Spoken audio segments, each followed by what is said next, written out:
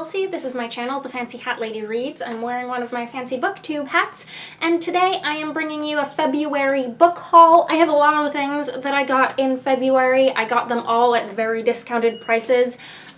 So there's very little rhyme or reason to what's in this stack, but they are all things that I am very, very excited about. On top of my stack here, I have the 3 books that I got for $1 each used. The first of these is Blackthorn, White Rose, edited by Datlow and Terri Windling. This is the second in the Snow White, Blood Red anthology series that I've been meaning to continue with. This is the second one, and I'm planning on reading them in order because why the heck not? So this is the next one I need to read. I don't own any of the others. I haven't seen them for cheap in print a lot. I got the first one from Interlibrary Loan, and I have at least one of the others on ebook. They are frequently discounted on ebook, but if I can get them in print for cheap, these covers are very, very pretty and I like them a lot. Next, I was super excited to find a $1 copy of Nurk, The Strange Surprising Adventures of a Somewhat Brave Shrew by Ursula Vernon. This is one of her kids' books and one that I am super pumped to read because I believe that there is some amount of crossover with the world of Digger. I think that the main character, Nurk, is related to the Shrew character Sorka from Digger. I read like the first 2 pages and there's every indication that I am going to love this. It's very short, it's going to be a super quick read, and I am so happy to have it. And then the last of the $1 books I was very excited to find, and that is The Winged History by Sofia Samatar.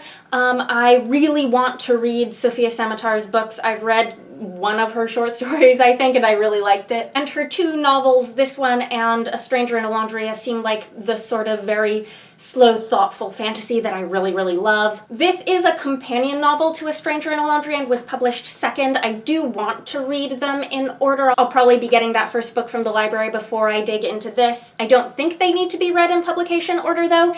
Interestingly, I had seen A Stranger in Alondria in my Goodreads recommendations a lot and not paid a super amount of attention to it just based on the Goodreads description until this one came out. It was a 2016 release, and I remember seeing that this book was coming out and being really intrigued by this one, and it made me sort of think, oh, I should pay attention to Sofia Samatar, I should read her books. I think this concerns the same war that's going on in A Stranger in Alondria, and it tells the story of that conflict from the perspectives of several different women. And I think it's a lot about history and how it gets told, and it just seems like my sort of book. Another used book that I picked up for, gasp, more than $1. I paid $5 for this. This is Wonders of the Invisible World by Patricia A. McKillip. This is one of her 2 short story collections in these editions. The other one, Dreams of Distant Shores, that was published more recently, I already have. I really am looking forward to reading both of these. Next, I have 3 books that I got at a sale that the bookstore where I volunteer was having, specifically on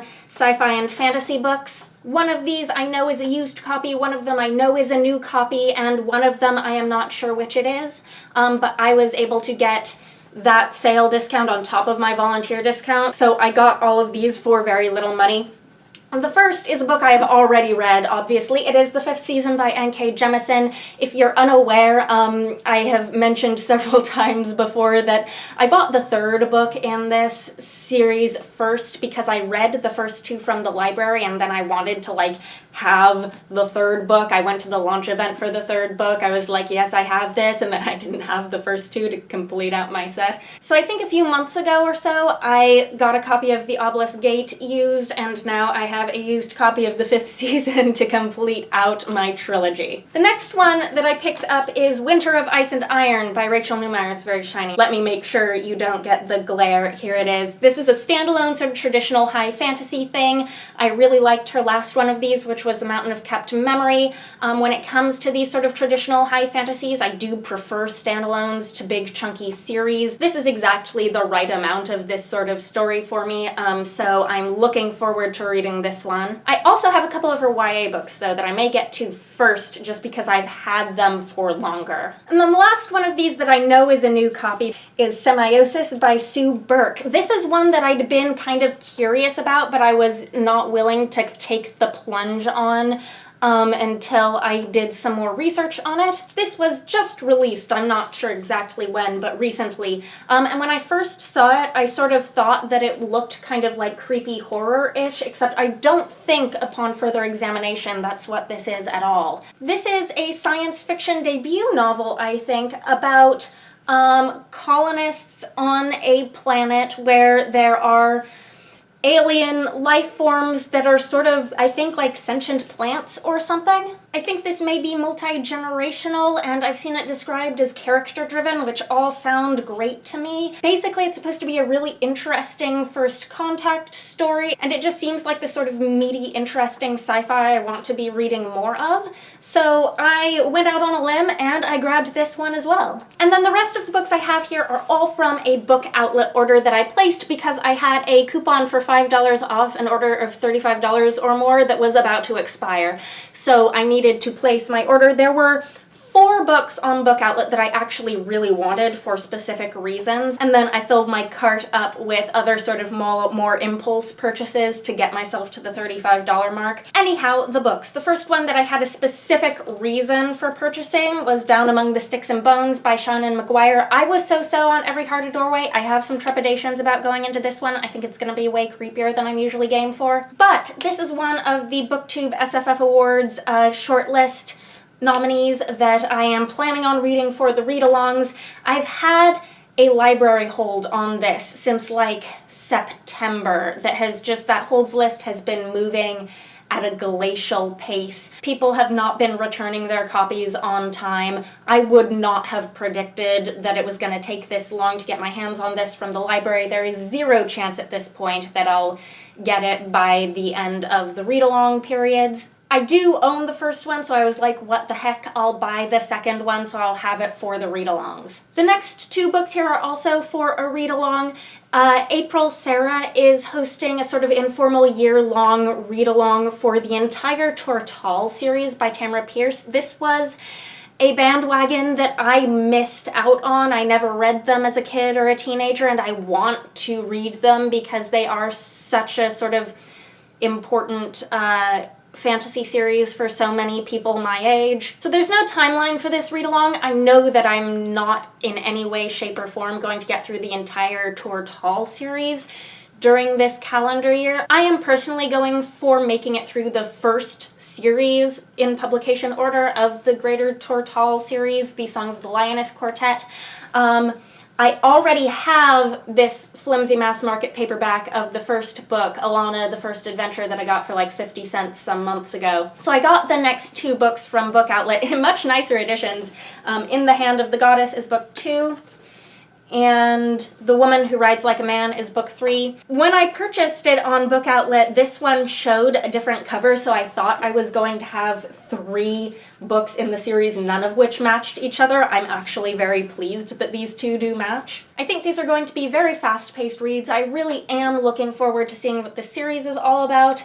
I don't know when I'm going to get to them. I sort of hoped I would get to the first book like in February, and it didn't happen, and now we're in BookTube SFF Award read-along season, so my TBR is sort of overstuffed, but we'll see. Hopefully in the next few months it'll happen. And then the other Book Outlet book that I really wanted to place that order for is Within the Sanctuary of Wings, which is the 5th and final book in the memoirs of Lady Trent. The series is now complete. I think, though, she's working on something else set in this world that's sort of a follow-up to this series.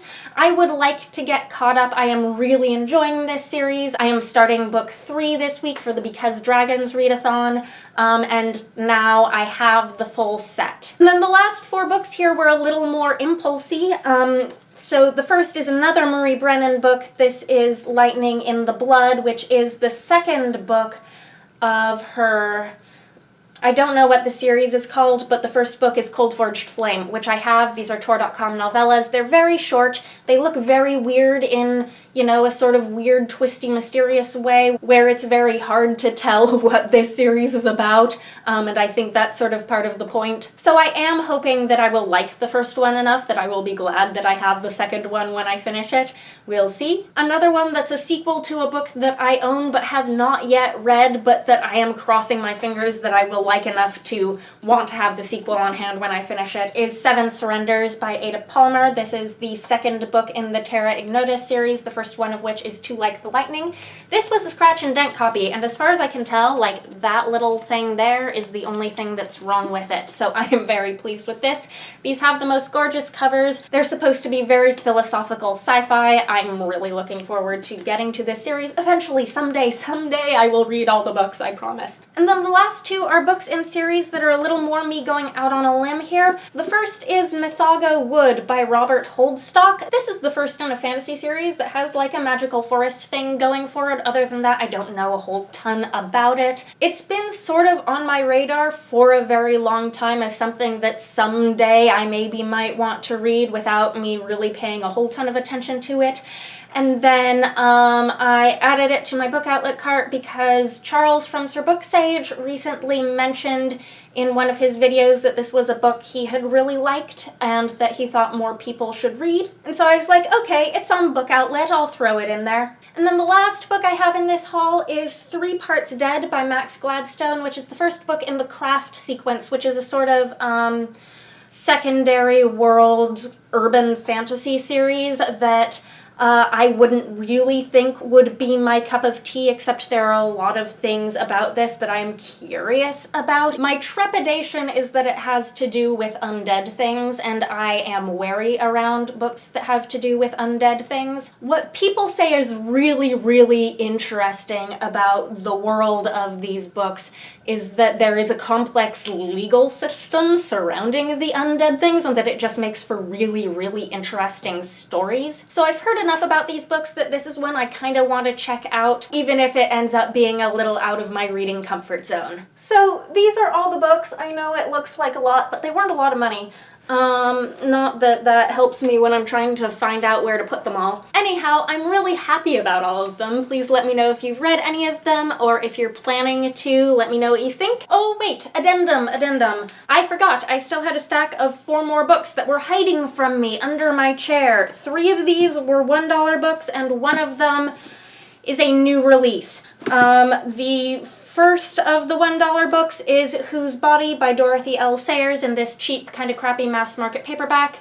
But this is the first book in a mystery series that I'm kind of interested in. It's even crappier on the back. The back is like falling away. But first books in series, I grab them if they're a series that I'm interested in, and it's only $1. Actually, this was a 50-cent book. This is not a $1 book. This was a 50-cent book. The next is a book that's been on my library TBR and is now nearing the top-ish of it, and so now I don't have to get it from the library, is My Grandmother Asked Me to Tell You She's Sorry by Fredrik Backman. This is more just general fiction than I normally read, but I add one of those to my TBR every once in a while to keep myself in touch with the real world. Fredrik Backman is a very, very popular author. I think his books are supposed to be very feel-good. This is the one of his that I'm interested in because I think it has some fairy tale themes in it. And then the next thing is something that I'd heard nothing of, but it looked very pretty, and the Goodreads reviews were not terrible. And this is The City's Son by Tom Pollock. This is the first book in something called The Skyscraper Throne. This just jumped out at me on the $1 cart, and I think this is a UK edition, so good luck to me finding the rest of the series in these editions if I like it. But this looks fun. This looks like urban fantasy about magical London, so I'm looking forward to giving it a try eventually someday. And then the last is a book that I bought new from Strand. I've mentioned before that sometimes they have a couple copies of lower profile new hardcover releases at half price if you go digging for them. And so I got a copy of The City of Brass by S.A. Chakraborty. This is one of the BookTube SFF nominees in the debut novel category, and it's one of the books that I am most looking forward to reading from those shortlists. This is a historical fantasy, and I am all about historical fantasy. It's going to be the first in a series, and this takes place in 18th century Cairo. I've been following the author on Twitter. I've particularly enjoyed both of the live tweets of fairy tales from the 1001 Nights that she's done recently. I am well inclined towards anyone who live tweets long, winding, weird fairy tales on Twitter. Anyhow, I hope you're having a nice day. That is all. Bye for now.